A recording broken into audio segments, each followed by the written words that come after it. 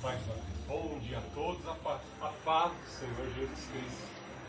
Estamos felizes de, nesta grande celebração aí para o mundo, que é a festa do Carnaval, a festa da carne, nós estamos na igreja, na casa do Senhor, nas regiões celestiais, em Cristo Jesus, para celebrar a ressurreição do Senhor Jesus Cristo. A nossa razão de viver, o nosso orientador, o nosso iluminador, o nosso companheiro consolador divino é o Senhor Jesus Cristo. Vamos abrir nossas Bíblias na carta de Paulo aos Efésios, capítulo 1. Carta de Paulo aos Efésios, capítulo 1.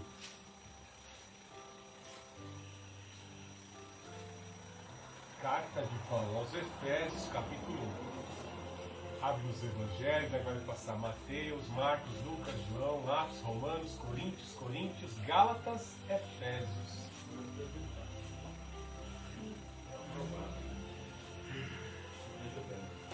Okay?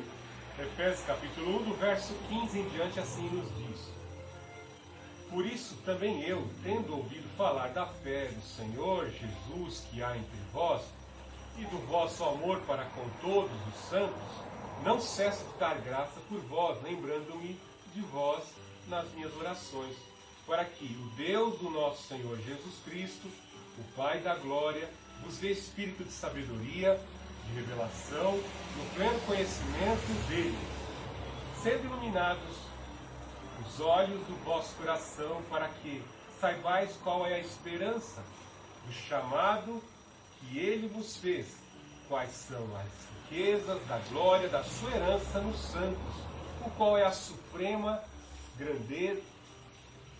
grandeza do seu poder para conosco, os que cremos segundo a atuação da força do seu poder, que atuou em Cristo, ressuscitando-o dentre os mortos e fazendo sentar-se à sua direita nos céus, muito acima de todo principado e autoridade, poder, domínio, e de todo o nome que se possa ser pronunciado, não só nesta era, mas também na vindoura.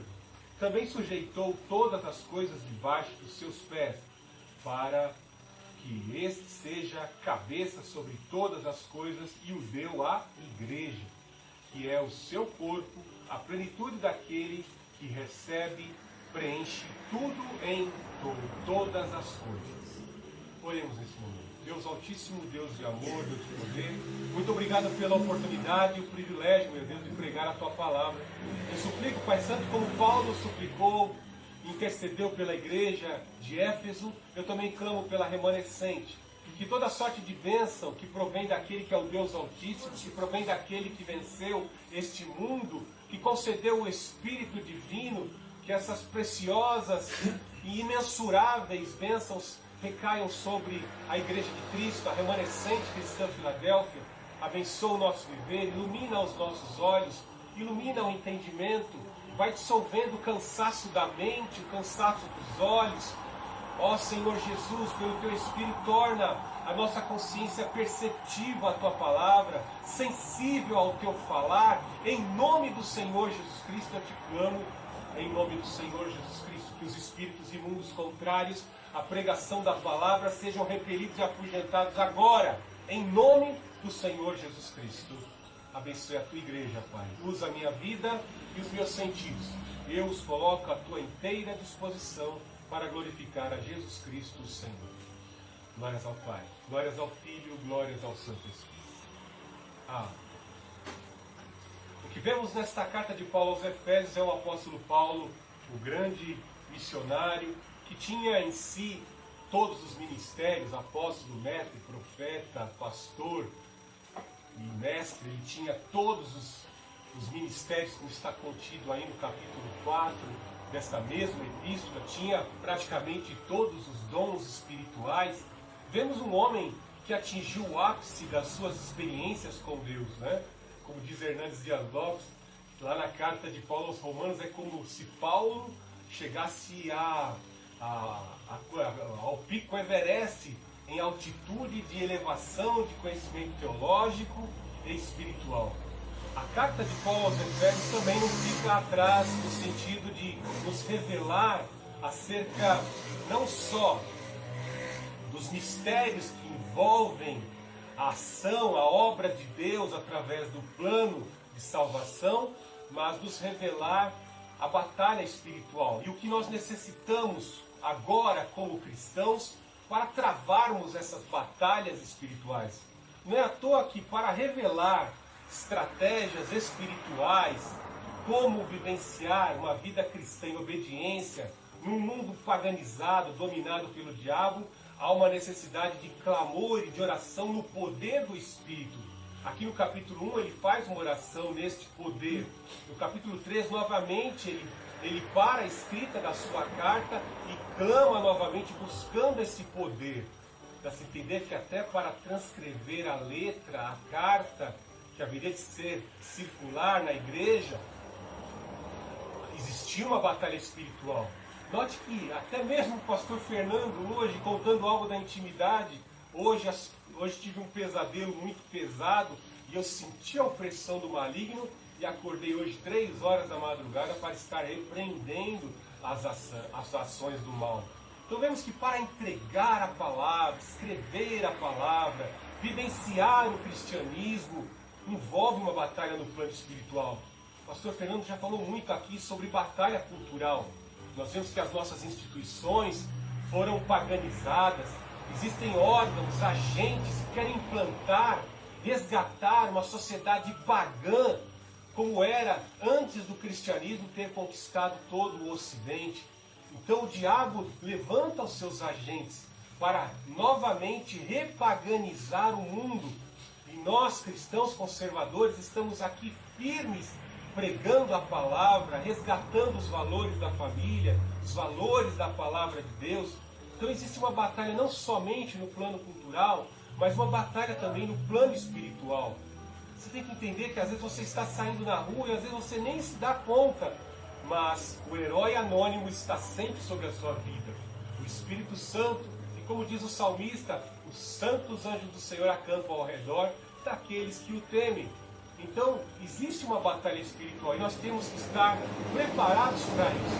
Porque se formos para a vida, encarar os desafios da vida, encarar o nosso ambiente de trabalho, o nosso ambiente familiar, sem ter discernimento que o Senhor Jesus Cristo virá inesperadamente, e nós assim não estivermos preparados, nós poderemos perder o trem da salvação. Então, é muito importante. Você não tem que ficar tendo medo do diabo, mas muito pelo contrário, confiando no Salmo 91. Tendo na sua mente a convicção do Salmo 91, que aquele que habita no esconderijo do Altíssimo, a sombra do Onipotente descansará. Então você está protegido com o sangue do Cordeiro Pascal, do Senhor Jesus Cristo. Nem a morte ou qualquer criatura tem mais poder sobre a tua vida. Você, como disse o apóstolo Paulo, você foi colocado em região celestial, como está dito aí no capítulo 1, no verso 3. Para termos ciência das implicações do plano espiritual e também do plano cultural, mais em especial hoje nós vamos falar desse aspecto espiritual, nós temos que ter em mente o plano de salvação. Nós temos que entender que o nosso Deus não é como os pagãos, os filósofos lá na universidade falam que Deus é um mito, que Deus não existe. E como nós pregamos na mensagem passada aqui, eles preferem acreditar que tudo é obra do acaso, que hoje você aqui é um organismo vivo, falando, você que gerou filhos, você que está cercado de equipamentos tecnológicos, tudo isso aqui é obra do acaso. Houve uma explosão no Fiat Luz, e de repente, num processo de milhões e milhões de eras, aqui está o homem. Obra do acaso, né? Falamos do médico ex-maçom Galeno, fazendo a autópsia de um corpo, ele percebeu que, agora que eu pesquisei todo o corpo humano, eu sei que este corpo não é obra do acaso. Há uma mente superior, transcendente e inteligente que criou o homem e gerou vida no homem. Então nós cristãos acreditamos no teísmo. Deus Altíssimo é Criador de todas as coisas. É um Deus transcendente que tem existência em si mesmo, que não depende de nada para existir. Veja tudo ao seu redor, o automóvel que você dirige, o aparelho celular que você está utilizando, ele precisa de energia para funcionar, de energia elétrica. O nosso Deus não depende de nada para existir e para agir. Ele tem todo o poder. Não é à toa que antes que as palavras da nossa boca saiam, Ele já as conhece. E Ele usa o seu Espírito sobre a vida dos profetas para falar até mesmo de algo que Ele já cumpriu e que vai cumprir. Como eu disse na mensagem de introdução, quando olhamos para o cumprimento e passamos por experiências com as promessas de Deus, nós vamos vendo e percebendo que elas são infalíveis, que elas não podem falhar, e nós podemos nos apoiar nessas promessas, neste poder que está na palavra, diante dos desafios que estão diante de nós. Virão Golias, virão desafios maiores, mas nós sabemos que Ele foi conosco em todos e não vai falhar. O que Ele prometeu, talvez já tenha passado aí 7, 10, 15, 20 anos, não importa. O nosso Deus trabalha a longo prazo e Ele sabe a hora certinho de fazer nascer o Isaac. Como foi na vida de Abraão, como foi na vida de Davi. Tu vais ser rei. Falou quando ele era um pastorzinho, franzino, que cuidava de ovelhas. Deus foi preparando ele de tempos em tempos, de desafios em desafio, de fé em fé, vencendo os desafios até se tornar rei no tempo certo de Deus. Confiemos nas promessas. Então vejamos algo interessante. Como eu disse, Paulo traz primeiramente a revelação de um plano de salvação.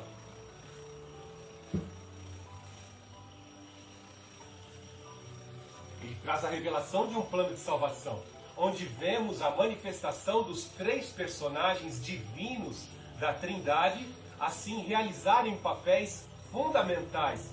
Temos na pessoa do Pai, o Deus Altíssimo, temos na pessoa do Filho, o Senhor Jesus Cristo, e temos na pessoa do Espírito Santo, o Espírito do Deus Altíssimo, papéis fundamentais na salvação, nesse projeto de reconciliação do homem com Deus. Quando vemos que Adão e Eva pecaram, Deus disse: maldita será a terra por tua causa.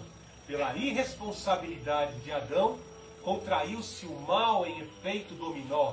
O homem tornou-se propenso ao pecado, e a implicação do pecado é a morte.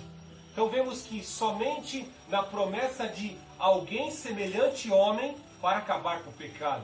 Como homem algum consegue ser perfeito para pagar pelos pecados de Adão, o próprio Filho de Deus assume natureza humana para pagar o preço da redenção, que é o que ele vai falar aí a partir do capítulo 1, do verso 6 em diante. Então vemos que o nosso Deus, Ele nos amou, Ele nos elegeu. Veja no capítulo 1, verso 3 da carta aos Efésios. Bendito seja Deus e Pai de nosso Senhor Jesus Cristo, que nos abençoou com todas as bênçãos espirituais nas regiões celestiais, como também nos elegeu nele antes da fundação do mundo. Quando se fala aqui que nós fomos abençoados em Cristo Jesus por ter aceitado o Senhor Jesus Cristo, nós fomos colocados em um outro patamar. O mundo está num patamar que é bem descrito aí no capítulo 2 da carta aos Efésios. O mundo segue por um patamar, por um caminho que tem um destino. E o destino é o juízo eterno, a separação eterna com Deus, porque os seus pecados não foram purificados. E os pecados, as transgressões, a inclinação do mal, a natureza maligna, faz uma grande separação entre o homem e Deus. Mas nós que fomos colocados em Cristo Jesus em condição espiritual de salvação, nós seguimos o curso da salvação.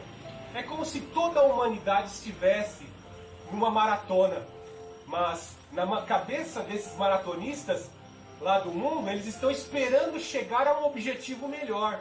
Os comunistas esperando uma sociedade igualitária, né? Um Deus bom, um Estado bom que vai igualizar tudo e vai acabar com as discrepâncias, né? E a ganância do capitalismo. Nós não.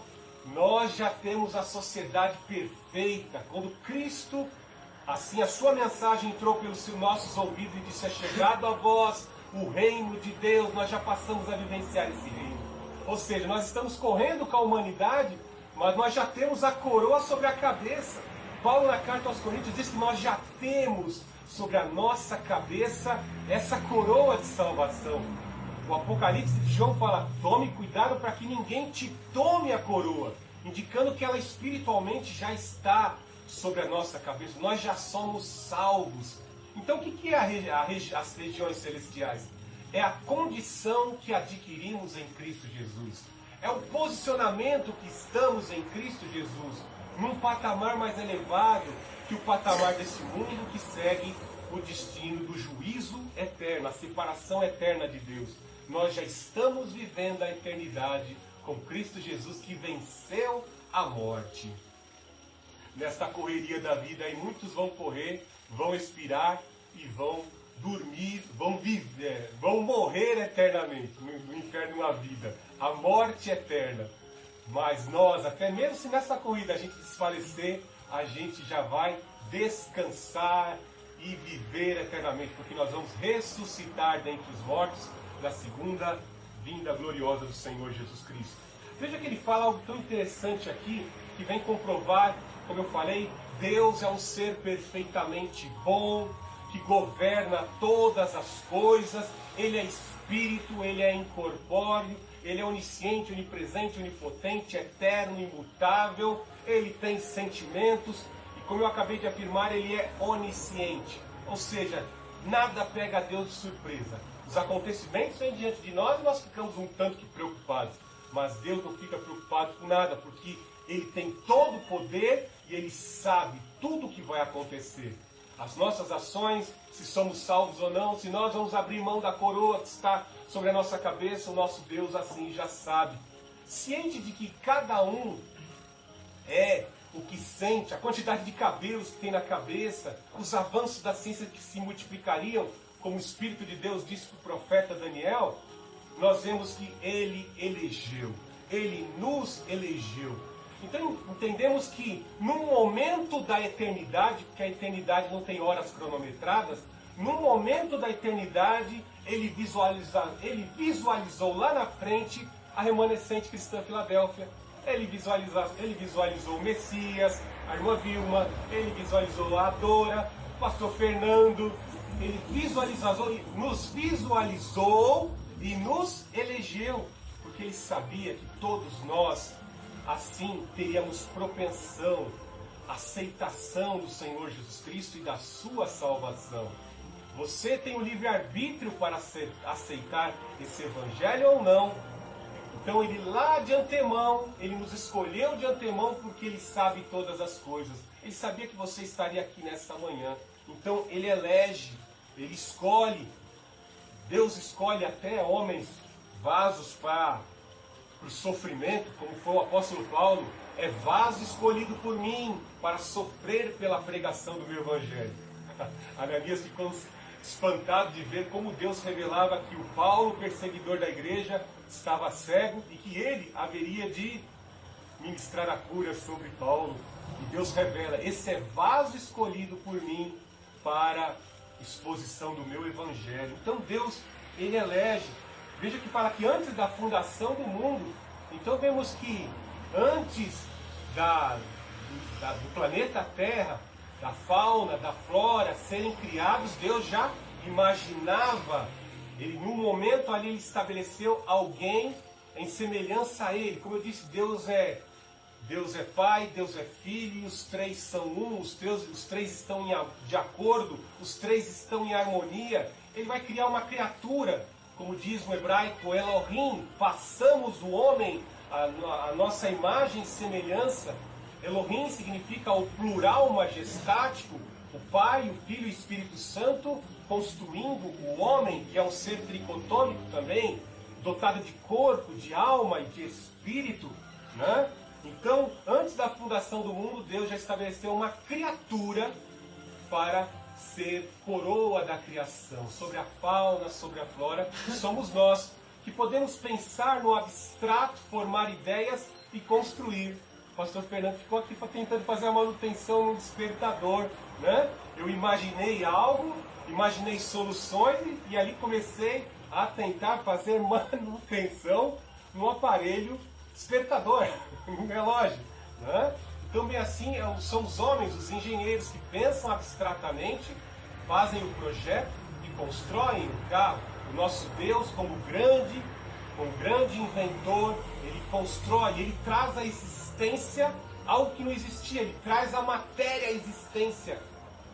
E assim ele trouxe à existência os átomos e a composição molecular de todas as substâncias, da madeira, das pedras, do cimento e de tudo aquilo que podemos ver. As células, a composição celular dos vegetais e dos animais e de nós, seres humanos, que também somos um conjunto organizado, biologicamente organizado, nos tornando seres vivos. A nossa vida organizacional do nosso corpo. Veja que ele fala que ele nos elegeu para algo. Então, quando imaginamos que Deus tem o projeto de colocar o homem como coroa da criação, entendemos que se ele nos elegeu, se ele nos escolheu, nós não podemos viver de qualquer maneira. Ele nos elegeu para quê? Eu escolhi o Fernando para ser pregador da minha palavra lá no século XXI, numa denominação chamada Remanescente Cristã Filadélfia. Ele levantou o outro irmão para mecânico, outro irmão para engenheiro, outra irmã para cozinheira, outra irmã para professora, outro para vendedor. São diversas as qualificações. Mas em todas essas qualificações, aqueles que são chamados por Deus, eleitos por Cristo, tem que glorificar Cristo fazendo carro, tem que glorificar Cristo fazendo manutenção, tem que glorificar ao Senhor Jesus Cristo fazendo o bolo, fazendo faxina no banheiro lá, seja qual for a qualificação. Ele nos elegeu para quê? Para sermos separados, santos, irrepreensíveis, ou seja, aperfeiçoados. E aí nós vemos que nós fomos eleitos, mas a nossa natureza continua propensa com a infecção da picada da serpente. A serpente picou o primeiro Adão com a inclinação para o pecado e o pecado à morte. Então todos são propensos a fazer coisa errada. E aí fica difícil. Como é que a gente consegue, né? Eita, como é? Deus tem um plano para a minha vida e eu falhei ontem, pequei, falei um palavrão, fiz algo tão errado, falei mal de alguém, fiz coisas erradas. Peça perdão a Deus, peça perdão a quem você feriu e o Espírito Santo vem e faz o resto, faz a obra. Se dissermos que não temos pecados, fazemos-nos mentirosos. A verdade não está em nós. Mas se nós confessarmos os nossos pecados, Ele é fiel e justo para perdoar todo o pecado e purificar de toda a injustiça. Então foi para isso que o Senhor nos elegeu de antemão. Ele pensou, nos elegeu e quer que nós sejamos santos e aperfeiçoados pelo poder do sangue do Senhor Jesus Cristo. Veja que no versículo 5 ele fala em eleger, no 4 ele fala em eleger, no 5 ele fala em predestinação. Note aqui a onisciência de Deus. Ó. Se nós somos eleitos, santificados, irrepreensíveis no sangue de Cristo, nós estaremos predestinados para quem? Para Ele mesmo. Ó. Ou seja, nós somos de Deus, criaturas de Deus que retornaremos para Deus. Ó. A nossa existência nasceu em Deus, foi criada em Deus. No momento de Deus, a nossa existência veio à prática, veio efetivamente à conclusão. Nós temos que fazer a obra e quando desfalecermos, retornarmos para o verdadeiro Deus. Note que no mundo é diferente, né? Os homens todos deveriam voltar para Deus, que é o Criador. Mas os homens se perdem no meio do caminho. Os homens se desviam no meio do caminho. As pessoas ficam nas vitrines no meio do caminho e não retornam para Deus. Quando desfalecem, morrem, acabam no destino errado, que é o que fala no capítulo 2. Está entendendo? Nós vamos talvez trabalhar no próximo mês. Então a pessoa vai para o destino errado. Vai de encontro ao Deus desse mundo, ao príncipe desse século, o príncipe das potestades do ar, que leva a mentira e o engodo. É o Deus do entretenimento, é o Deus do carnaval. Um amigo meu que foi aluno, ele falava dos trabalhos de oferendas que são colocados ali debaixo dos carros alegóricos, quando há a exposição, o negócio do carnaval lá, os carros alegóricos passam na passarela do samba, né? E todas aquelas mulheres ali com aquelas vestes ali estão homenageando os demônios. Elas colocam aquelas fantasias homenageando determinados demônios para encantar as pessoas que estão ali na praça do samba, venerando o Deus do carnaval, venerando Mamon e os demônios. Então, oferendas, sacrifícios são oferecidos. Não vai dar tempo de falar sobre isso aqui hoje, talvez eu fale no outro culto. É um mês de fevereiro, então depois da segunda depois do dia 14, começam a ser efetuados muitos trabalhos, aberturas de portais para a canalização de demônios. É algo terrível, por isso que eu recomendo à Igreja de Cristo ficarem conectadas o dia inteiro com o Senhor Jesus Cristo e não ficar perdendo tempo olhando para essas vitrines de tentação que as mídias e os portais aí ficam exibindo para as pessoas. Até mesmo nas ruas, como as pessoas se expõem à lascívia e à licenciosidade. Tá? Veja algo interessante que ele fala ainda nesse capítulo 1, verso 5, que nós somos filhos adotados. Talvez você já leu lá no Evangelho de João, fala que o Senhor Jesus, o Filho do Deus Altíssimo, ele é o Filho unigênito. É o único igual ao Pai, porque nele habita a plenitude da divindade. O Senhor Jesus é igual a Deus.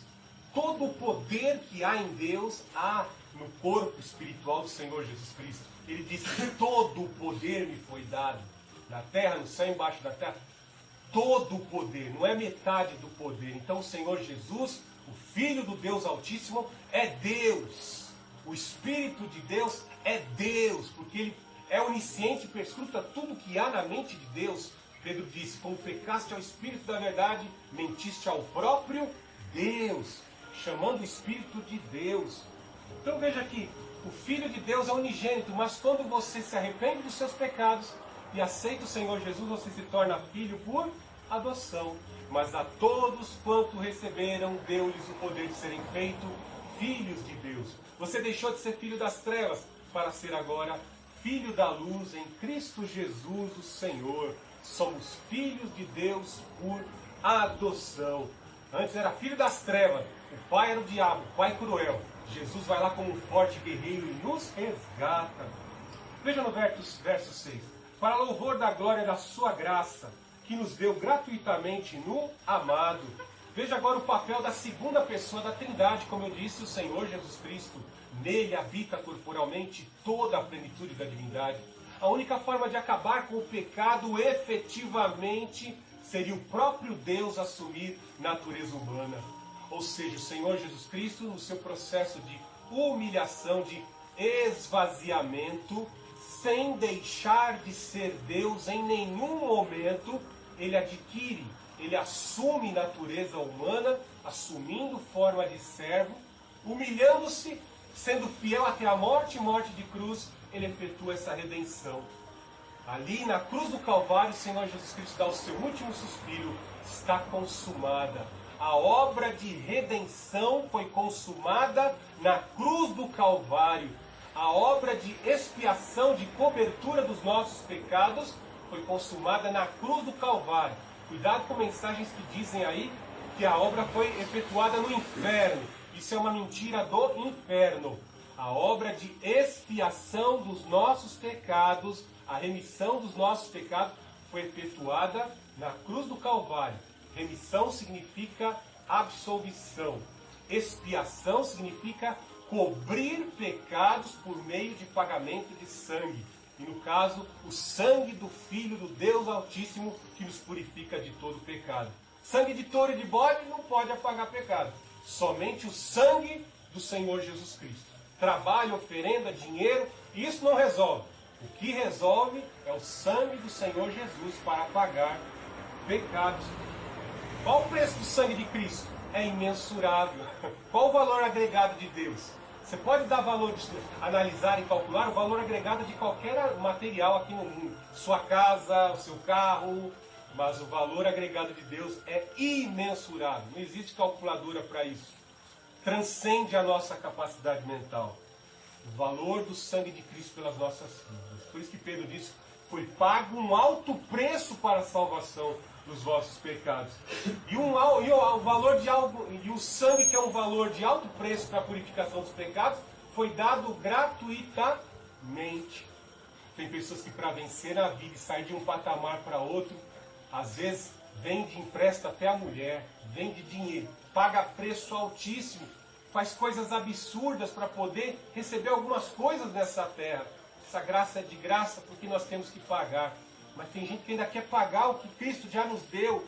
Se Ele nos deu, se o Pai nos deu aquilo que é incalculável, imensurável, como não nos dará juntamente com o Filho todas as coisas? Deus nos dá aquilo que nós verdadeiramente precisamos. Ele não vai te dar uma faca para você se suicidar daqui a 3 minutos, daqui a 15 anos. Ele não vai fazer isso. Nosso Deus nos ama. Ele nos impede de caminhos maus. Ele vai intervir na vida dos seus filhos e dos seus eleitos. Veja que ele fala no verso 7. Nele temos a redenção, o perdão dos nossos pecados, pelo seu sangue, segundo a riqueza da sua graça. Graça é o favor imerecido de Deus. Algo que também não pode ser mensurado. Somos salvos pela graça. Tenta obedecer à lei, tenta obedecer à Constituição, tenta obedecer um conjunto de regras. Uma hora ou outra você falha no conjunto de regras. Uma cláusula você vai falhar. Nenhum homem, todos pecaram e destituídos estão da graça de Deus. Então vemos aqui que é ação de graça. O homem será salvo pelo dom de graça de Deus. Não é por nós. O mérito é do Espírito de Deus em nossas vidas. Veja que ele fala aqui no 8. Porque ele fez multiplicar-se para conosco em toda sabedoria e prudência. Às vezes você é uma pessoa simples, tem um grau intelectual até baixo. Poxa, não tive tempo, não tive oportunidade de estudar, não tive oportunidade de fazer o ensino fundamental, nem uma faculdade sequer. Mas você tem algo que o mundo não tem: sabedoria. O Espírito dos mistérios de Deus, o Espírito que revela a sabedoria da salvação, foi inserida na tua mente, pelo poder do Espírito Santo. Então existe uma diferença entre a inteligência do mundo secular e a sabedoria que vem de Deus. Eu conheci um evangelista que nunca foi para a escola, e o homem falava com uma perfeição, sem errar uma palavra do português. Eu ficava impressionado, aí depois ele disse: eu nunca entrei numa escola, eu aprendi a ler com a palavra. E ele vendia chocolate na porta da empresa, sabe? Que sabedoria! A sabedoria que vem de Deus para evangelizar e levar as boas novas.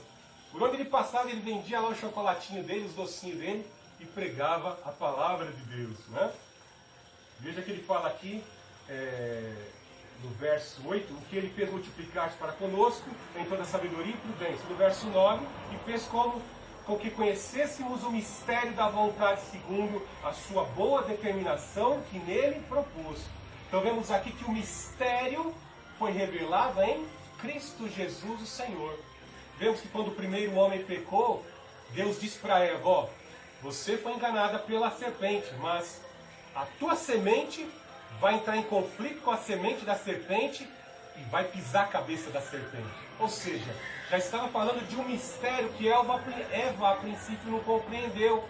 Mas um filho nascido de mulher haveria de certa forma,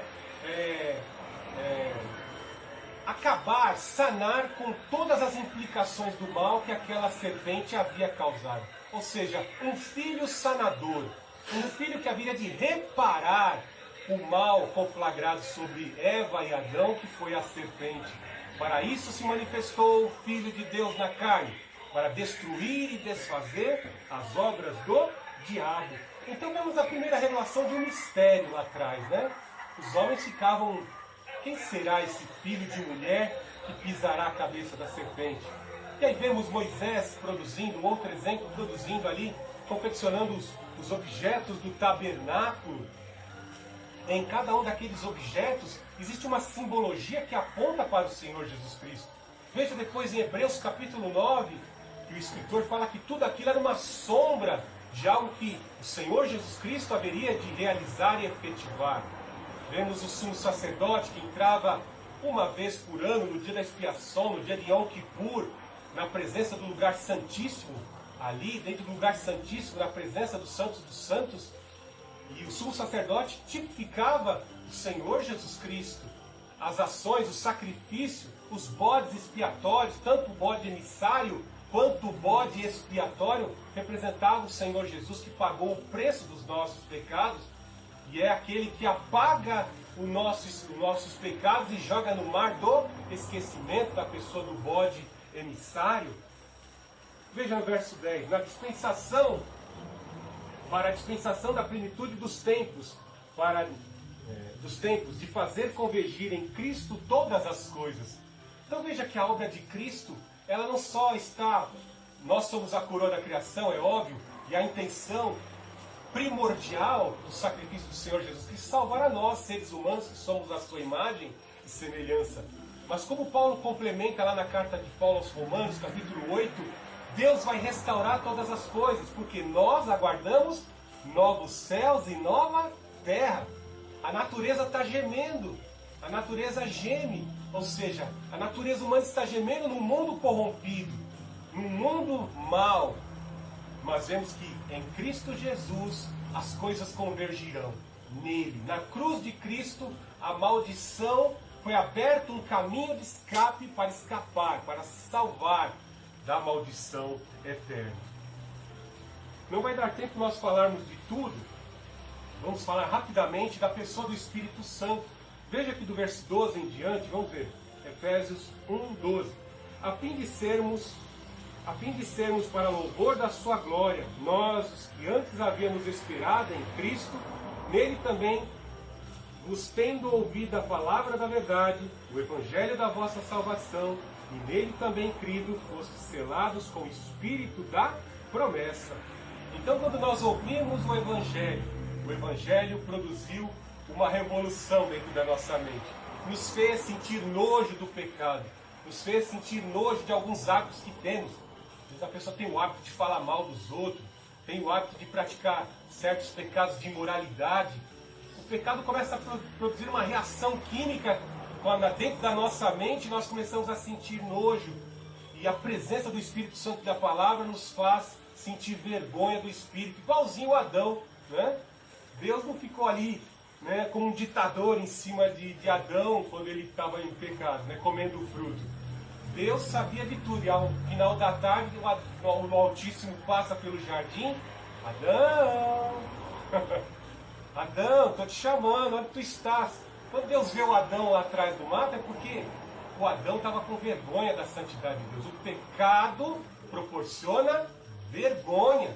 Só fica com vergonha de Deus, da santidade de Deus. Então o Espírito Santo vem, te faz sentir essa sensação de vergonha, porque o pecado causa vergonha.